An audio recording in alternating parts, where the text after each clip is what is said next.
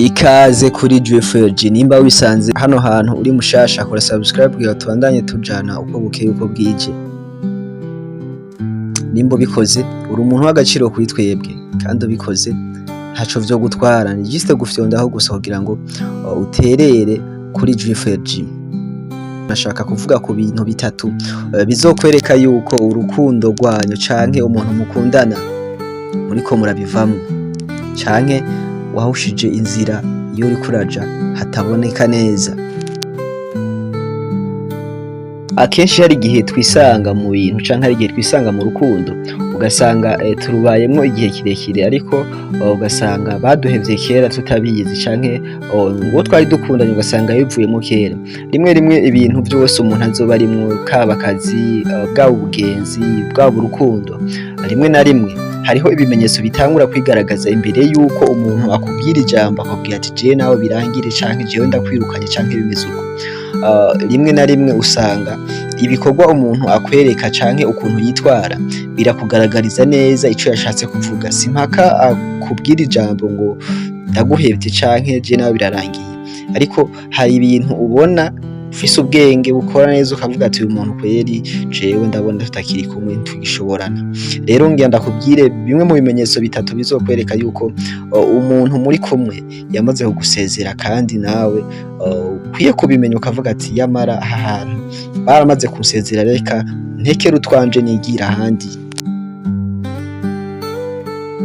Ikimenyetso ca mbere kizokwereka yuko umuntu mukundana canke umuntu mwahisemo gusangira urugendo rw'urukundo yamaze kubivamo ni kuntu yitwara.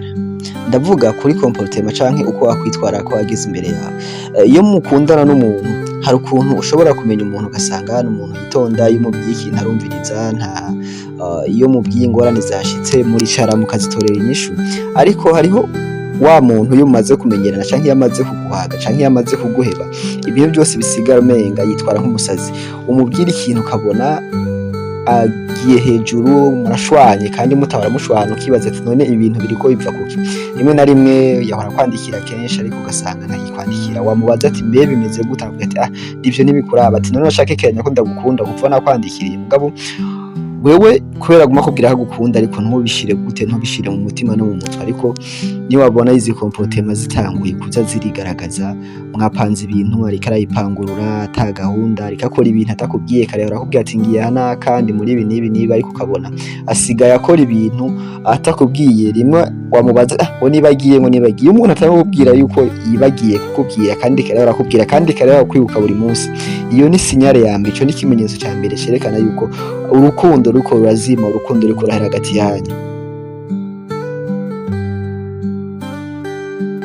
Ikimenyetso ca kabiri kizokwereka yuko umuntu muri kumwe urukundo ruko ruratera ruzima ariko batera ruzimangana nukuntu agufata. Ukuntu agufata ndavuga kwa kundi usanga mukundanye ugasanga kera yarakwitaho, kera yabashaka kumenya ivyo urimo, kera yabashaka kukuba hafi, kera yabashaka ko muvugana kenshi ariko ugasanga ukabona ntakigushuhiye ntimukivugana. Rimwe na rimwe mbere yageze no mu bagenzi biwe akuvuga uko utariko wa muntu yara kuvugira neza, wa muntu yavuga ati sheri wanje agize ukuntu nuko hama abantu mubaza abagenzi bawe canke abandi bantu bavuga ngo nguriya ngo ntabishasha ngo yego turakundanye n'ibongo mugabo ngo ntabishasha. Menya yuko ngaho urukundo rwanyu ruriko rurazima, ruriko ruragenda rushigera ku musozo. Rero nawe nimba uri mu ivyo bihe menya igihe ciza co kuvira mu kibuga. Buriya bavuga yuko umukinyi mwiza ari umenya amasaha meza yo kuvira mu kibuga bataramutera amabuye.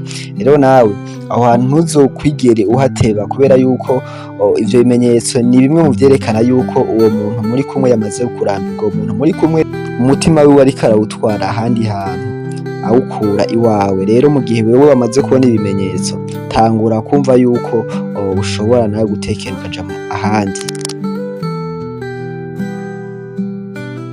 Ikimenyetso ca gatatu ni ibikorwa gukorera bya bindi twita ngo udutendo. Umashaka kuba mukundanye n'umuntu igihe kirekire mugakundana bimeze neza, hanyuma akagera igihe ugasanga umenga mwamenyeranye asigaye agutebuza ibindi bintu, ugasanga yakubwiye ngo nabonye umwana mwiza, ngo nabonye undi mukobwa mwiza, ugasanga asigaye gukorera utuntu n'utundi.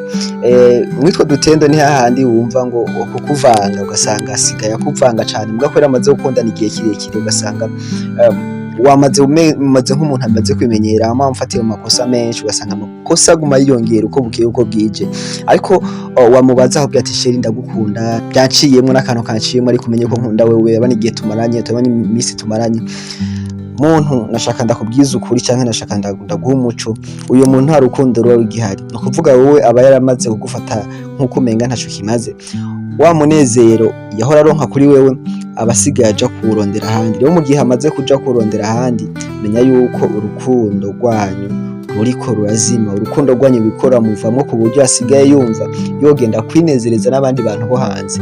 Rero mu gihe umaze gushika kuri etape canke umaze kubona ibi bintu bitatu mu buzima bwawe, ariko bakuma bakubwira ko bagukunda, uzomenye yuko bariko barakubesha, kubera yuko ibikorwa birashobora kukwereka neza ico umuntu agamije kukubwira. Burya ibikorwa biravuga gusumba amajambo, rero ivyo bikorwa bariko aragukorera nivyo bikwereka yuko uyu muhungu canke umukobwa mukundana yamaze kuguheba.